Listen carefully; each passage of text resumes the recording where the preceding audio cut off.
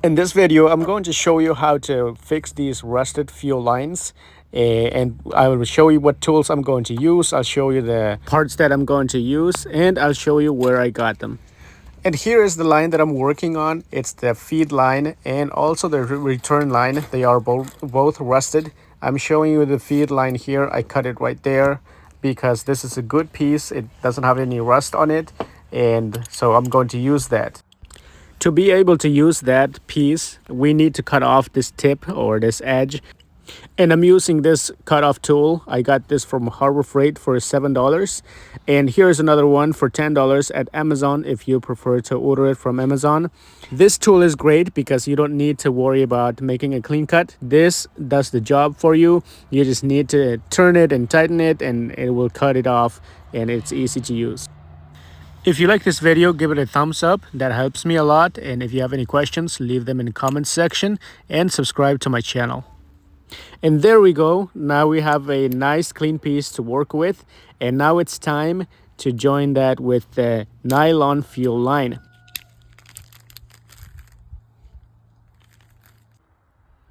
So here it is. This is the kit that I got from Amazon, and it comes with everything you need except the heat shield and also this line right here for the fuel line, because the line at the fuel filter on my truck is rusted. Yours might not be, and if it is, then you can get this line if your car is a GM or a Chevrolet or GMC truck. Or if it's different, then you just need to see what size you need, and then you can get one that will fit your car or truck.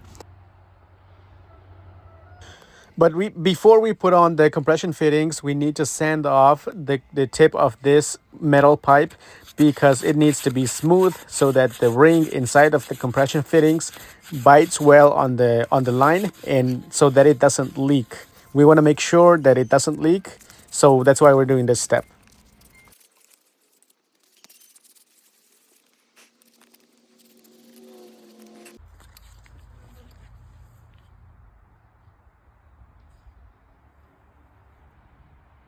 And if you don't know how a compression fitting works, here is a diagram of it. This is for plumbing, but it's the same idea as what we're doing here with the fuel line. And you see there that there's the sleeve or the ferrule that gets pressed down into the pipe when you tighten the coupling and the nut together. So when you're tightening that, the sleeve is getting pressed into the pipe, and that's how it seals. And so that's why the pipe or the fuel line needs to be clean. That's why we sand it off to make sure that the sleeve has a nice smooth surface to bite into so that it seals.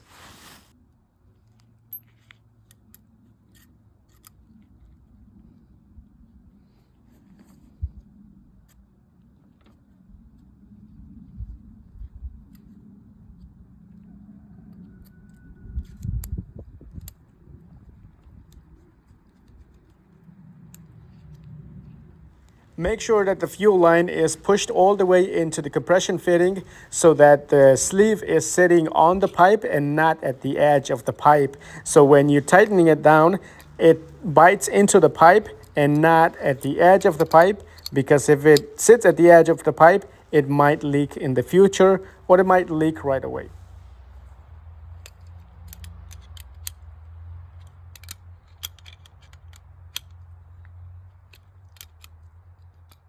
And when you're tightening it, it doesn't need to be super tight, but you can just feel that it's tight and you're good from there. You can always tighten it more if it's leaking when you install it, but you can't undamage it if you tighten it too much.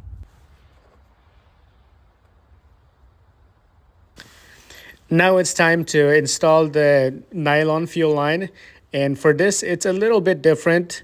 You still have the sleeve, you still have the compression fittings, but there is another sleeve that will go inside of the nylon, because the nylon fuel line by itself is not strong enough for the sleeve to bite into. So it needs this metal sleeve inside of the nylon fuel line so that when you're tightening it, The fuel line doesn't just crush, but it squeezes in between the sleeve that is inside of the nylon fuel line and the sleeve that is on top of it.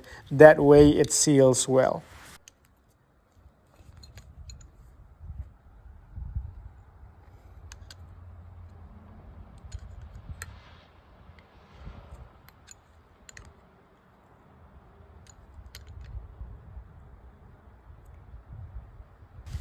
Same thing with this, it doesn't need to be super tight. When you feel that it's tight, give it a little bit more and then it will be good from there. You can always tighten it if it leaks.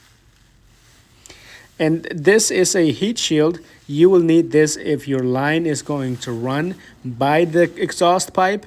And I put this on just to be safe because there's always heat underneath the engine by the exhaust pipe. So you don't want this nylon fuel line to shrink or to melt off. Especially with a fuel line, we don't want the fuel line to melt off and be spraying fuel on the exhaust pipe.